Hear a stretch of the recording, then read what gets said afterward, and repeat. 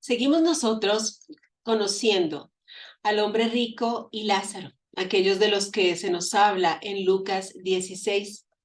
Y encontramos entonces nosotros algunas diferencias que hemos venido estudiando entre estos dos hombres que en vida escogieron un destino eterno muy diferente.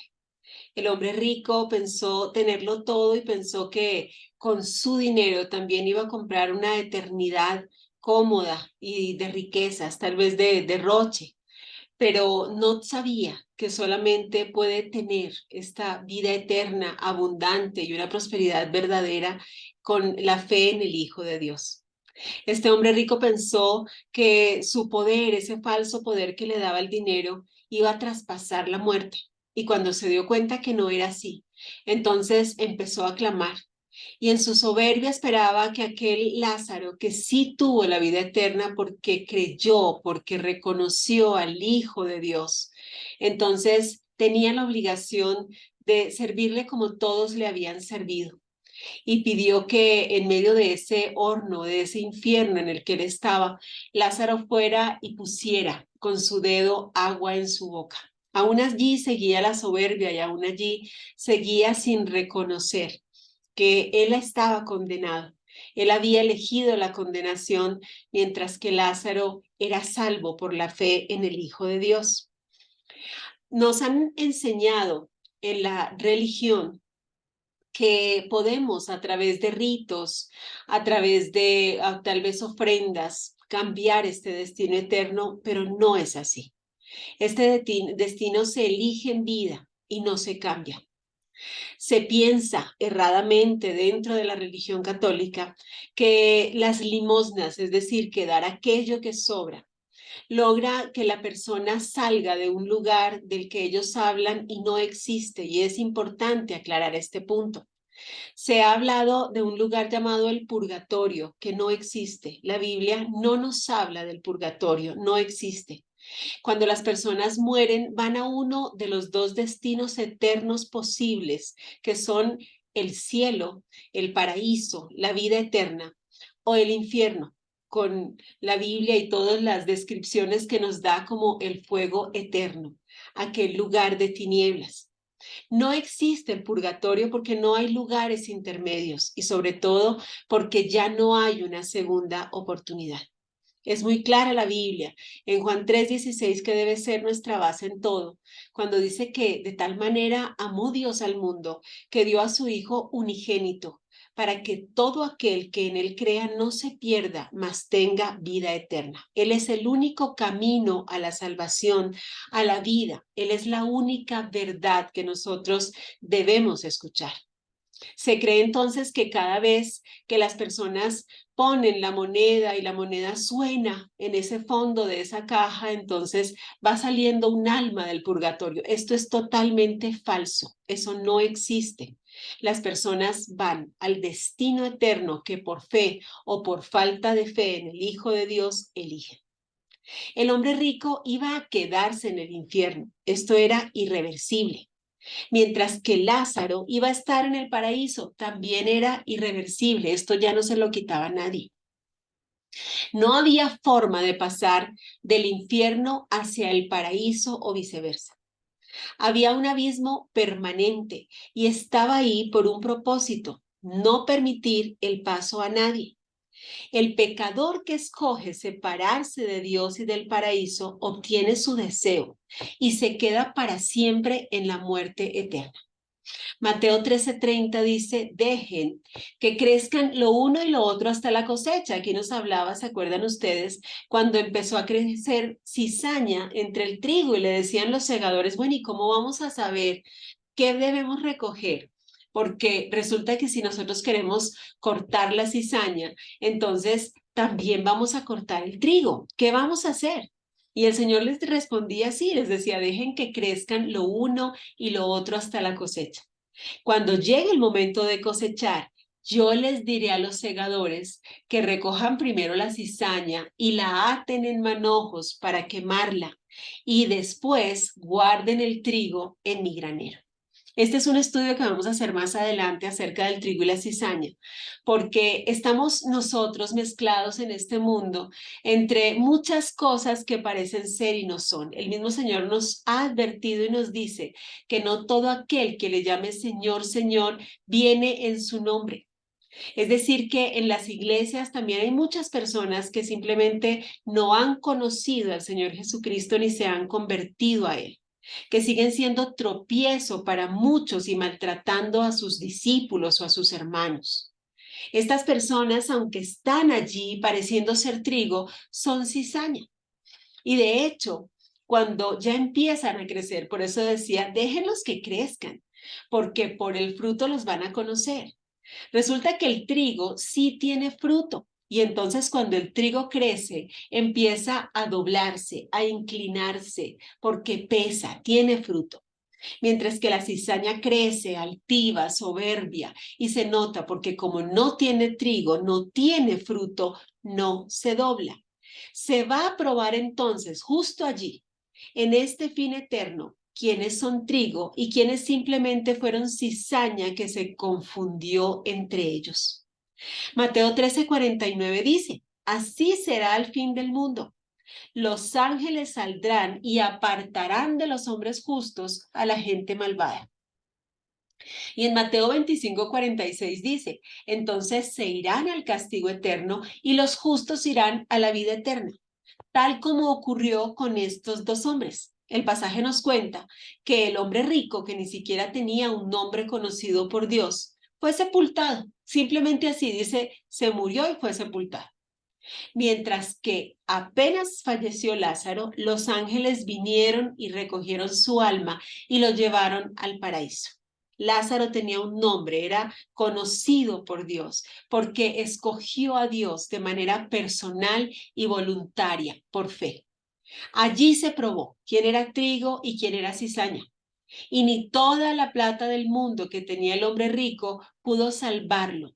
Y tampoco era el plan de Dios la pobreza de Lázaro, pero por fe se salvó y estuvo en el paraíso probando a quién servía. Otro punto importante para ver entre estos dos hombres es que el rico, cuando ya se vio en este fuego eterno, en esta condenación, se dio cuenta que era cierto lo que seguramente le habían advertido muchas veces. Él estaba angustiado por sus seres queridos, mientras que Lázaro disfrutaba de la eternidad. Este hombre rico tenía 5 hermanos y les había dado tan mal ejemplo que ellos también estaban rumbo al infierno.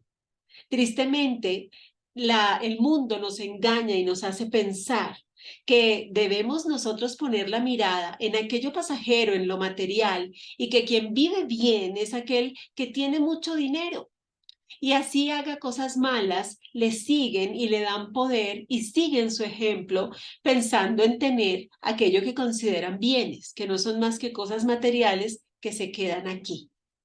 Hay dos verdades aquí, y es que el infierno es un lugar tan malo que ni aun todas las riquezas, comodidades y placeres de este mundo valen la pena.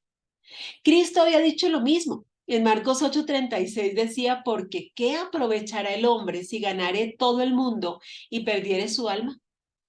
El infierno es un lugar tan malo que el mundo debe escuchar acerca de él para así huir. Fíjese que Cristo en esta historia comparte lo terrible que es el infierno y que debemos evitarlo a toda costa. ¿Cómo lo evito? Creyendo en el Hijo de Dios, porque todo aquel que en él crea no se perderá y tendrá vida eterna. El hombre rico sabía que sus hermanos todavía en vida podían tomar una decisión correcta, tenían la oportunidad de escuchar la palabra de Dios, la cual explicaba y los advertía acerca del futuro, lo que él no quiso escuchar. Lázaro y los hermanos del rico eran muy diferentes. ¿Por qué? Porque Lázaro sí creyó en las escrituras, confió en Dios y en sus promesas.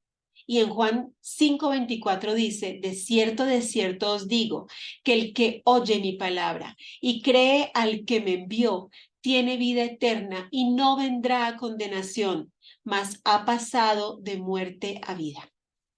El hombre rico suplicaba por otra oportunidad para sus hermanos porque ya entendió que él no la tenía. Mientras que Lázaro estaba silencioso, tranquilo y descansaba, así como nos lo promete la palabra de Dios, esa paz que sobrepasa todo entendimiento. No nos la alcanzamos a imaginar. El rico desde el infierno suplicaba por una nueva oportunidad para sus hermanos. Escuche usted y lee allí sus palabras. Y le decía a él, le decía a Abraham, que si él permitiera que alguien muerto se levante y le hable a los vivos, entonces el rico al menos hubiera podido suplicar por sus hermanos y ellos serían salvos. Él pensaba que si alguien regresara, entonces ellos iban a tener la oportunidad y se iban a salvar de aquello que él estaba viviendo. Eso era lo que él creía. Lázaro, en cambio, permanecía en paz, le insisto. Él había creído. Cuando el rico intercedía por su familia, entonces fíjese la respuesta que le dio Abraham. Él le dijo, ante su propuesta de enviar a alguien que hubiera muerto para que ellos crean, él le dijo, tampoco se persuadirán aunque se levantare de los muertos. Solo un hombre, el Señor Jesucristo, se ha levantado de la muerte. Y aún así, los hombres siguen sin creer.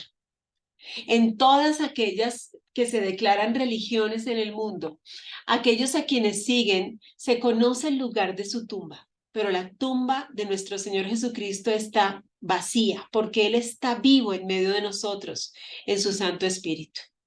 Ellos no creen por falta de señales. Ellos no creen simplemente por amor al mundo, a sus criaturas, a sus comodidades, a los reconocimientos, a los desenfrenos, al egoísmo, los placeres, los honores y todo lo que este hombre rico persiguió en vida. Romanos 2:5 nos dice acerca de esto y dice, pero por la obstinación y dureza de tu corazón, vas acumulando ira contra ti mismo. Mire que es uno quien lo elige para el día de la ira, cuando Dios revelará su justo juicio. Las escrituras y el testimonio de la resurrección del Señor son mucho más valiosos que el testimonio de un hombre muerto que se levanta de una forma misteriosa. En Juan 5:39 dice, ustedes escudriñan las escrituras porque les parece que en ellas tienen la vida eterna y son ellas las que dan testimonio de mí. Es necesario no solamente creer en Dios, sino creerle a Dios aquello que nos enseñó en su palabra. Romanos 4, del 24 al 25, nos dice, sino también con respecto a nosotros, pues Dios tomará en cuenta nuestra fe. Si creemos en el que levantó de los muertos a Jesús, nuestro Señor, el cual fue entregado por nuestros pecados y resucitó para nuestra justificación. Él le decía, es que ni aunque se levantare de los muertos van a creer. El mismo Señor Jesucristo que contaba esa historia sabía lo que vendría. Y le dice, si quieren creer, pues ahí tienen a Moisés y a los profetas. En ese momento ya no estaban entre ellos ni Moisés ni los profetas. A través de las escrituras que dan testimonio del Señor, de sus obras y de todo aquello que ha ocurrido en su nombre, ellos podían conocerlo. Es decir, que la fe en Dios y en su palabra es la fuente de salvación a la que debemos llevar a cada uno de los nuestros y en la que debemos vivir. Tenemos que convertirnos primero y la conversión implica una transformación. Debemos tomar la cruz y cargarla. Debemos estar dispuestos a morir a nuestro ego, aun aquellas cosas que consideramos prosperidad y no lo son, porque nos llevan a condenación. ¿Por qué? Otra vez, no porque sean malas las riquezas, no lo son. Lo malo es nuestra actitud.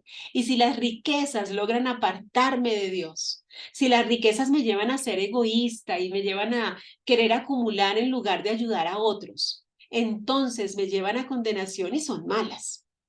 Seamos conscientes nosotros que no hay marcha atrás. Esta historia nos lo cuenta.